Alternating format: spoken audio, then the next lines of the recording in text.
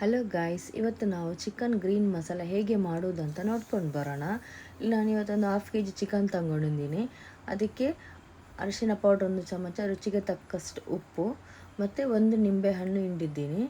ಇವಾಗ ನಾವು ತೊಳೆದಿಟ್ಕೊಂಡಿರೋ ಚಿಕನ್ನ ಇದಕ್ಕೆ ಹಾಕಿ ಒಂದು 1/2 hour ಮಿಕ್ಸ್ ಮಾಡಿ ಇಡಬೇಕು ಫ್ರಿಜ್ಜಲ್ಲಿ. ಆವಾಗ ನಿಮಗೆ ಚೆನ್ನಾಗಿ ಮ್ಯಾರಿನೇಟ್ ಆಗುತ್ತೆ.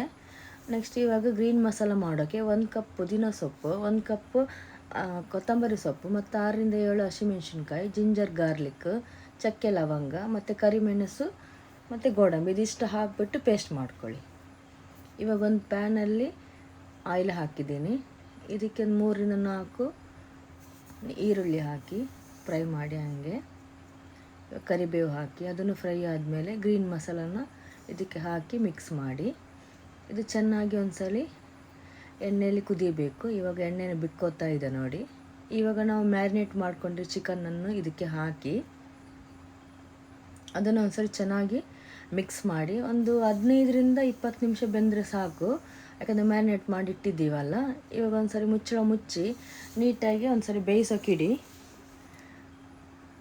ಇವಾಗ ನೋಡಿ ಬೇಯ್ತಾ ಇದೆ, ಬೆಂದಾಗಿದೆ, ಕಲರನ್ನು ಚೇಂಜ್ ಆಗಿದೆ. ಇದರಲ್ಲಿ ನಿಮಗೆ ನಮ್ಮದು chicken green masala ready to serve.